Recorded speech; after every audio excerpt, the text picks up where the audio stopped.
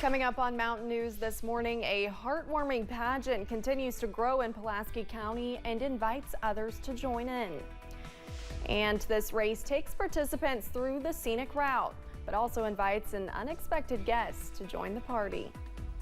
Dedicated to Eastern and Southern Kentucky, this is WYMT Mountain News This Morning.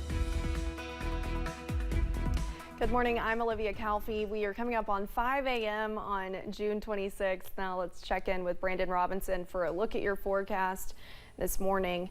Now, Brandon, we've seen some rough weather overnight. I woke up to thunder multiple times, but luckily it seems like the worst of it is past us, if I'm not wrong. Exactly. It's moving out of the region. I'll show you the last few hours to kind of show you what we've been through, but I've got some power outage updates I need to do this morning. I kind of got behind on a few things, but we'll get those updated for you there. Lots of people were still out without power this morning, but you see we had a pretty good cluster of showers and storms roll through along a boundary last night, and they have since moved out. We did not have, well, actually we did have one tornado warning, but it wasn't anything too substantial. We haven't had any reports of major damage, but those will probably still be coming in this morning. So if you have those, please get those to us, and we will let you know. We've had some reports of some trees down and some debris in some of the roadways, but for the most part, it's been power outages. Visibility rough in Harlan this morning. Everybody else doing okay. I figured we might have just a little bit of action out there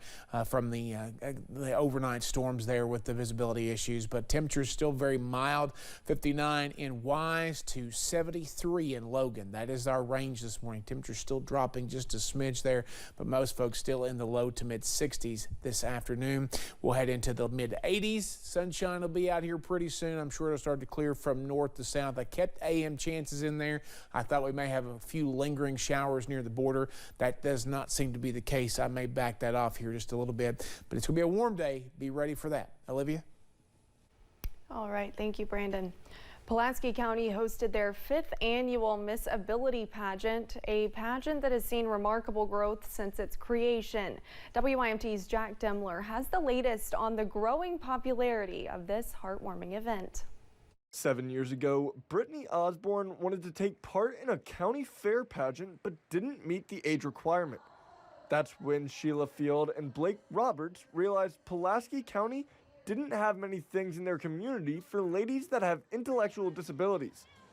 A lot of coffee and a lot of brainstorming, and we decided, okay, let's have our own pageant. That led to the foundation of Miss Abilities pageant in 2017. Once we started our very first year in 2017, we had 43 girls sign up. 6 years later, that number increased to a total of 129 signups, all showing up at Pulaski High School to take part in what Robert says is the most exciting day of the year.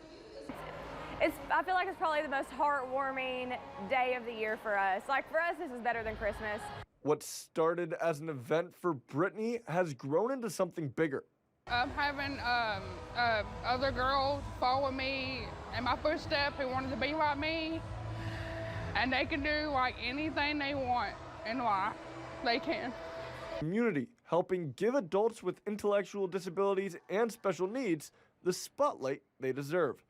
In Pulaski County, Jack Demler, WYMT Mountain News. Roberts says she encourages other communities to use the Miss Abilities name and start their own pageant in their county. For more about the creation of the pageant, check out our website at WYMT.com.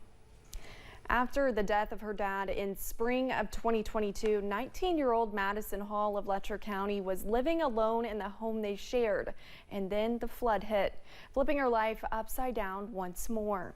Hall's home was completely destroyed in July's flood, leaving her to purchase a camper. But when mold had taken over her new camper this winter, some people from her church stepped in, helping Hall to secure an apartment and get everything she needs to live there. And it's nice that I can stretch out my arms and I can shower when I need to. It's just nice that I can cook on a stove again, because I loved baking and I had to quit because there was nowhere to bake, and now I have it back. So it's a nice being able to get back to who I am and, you know, not just surviving but reconnecting to myself. Hall says relying on her faith has helped her to power through whatever life throws her way. To learn more about Hall's story, you can visit our website at WYMT.com. Trail runners from across the state are in Perry County for a weekend racing event. WYMT's Chandler Wilcox details what makes this trail race so unique. Trail runners and hikers from many different places gathered at Perry County Park, where a trail system has become a community staple. Yeah, these trails are like, I'd sometimes describe them as a living thing to people because they're constantly in motion, constantly changing, improving. The route takes runners through the scenic trails. So even though there's a lot of like 5K or more traditional races in our region and state, this race is just really unique because the format is just so unlike anything else. There is something else making the race unique. Named Kiss the Goat, racers interact with the animals during and after the hike. There's a trail out there that you use called Benny Goat, and so goat got trickled in that way, and I was like, well, what if you kiss the goat? And then it was like, well, we can definitely get goats there, and I was like, all right, it's going to be Kiss the Goat then. Between the goats and mountainous scenery, Josh Patton says the event keeps runners on their toes. It's just a completely different, surrounding. Like, a road is pretty similar every step of the way, and trail is different. You got to be on your toes in a literal sense of it all. And whether they won or lost may not be what runners remember, but rather the goats at the event with them. In Perry County, Chandler Wilcox, WYMT Mountain News. And although he did not race, WYMT's Chandler Wilcox went out of his comfort zone and found a way to participate in the festivities. You can see the picture on the WYMT Facebook page. Community members got the chance to eat at Harlan County Beer Company for any amount they wanted to pay on Sunday. The Pay What You Can brunch gives people in Harlan the chance to try all kinds of unique foods at the restaurant. Head of the kitchen, Zachary Gibson, says they always try to add twists to items on their menu. Take something that's already Appalachian or colloquially known or something and kind of flip it on its head, like taking breakfast sausage meat and mixing it with burger meat to make our AM Jam Session, which is a reoccurring but changing special for this.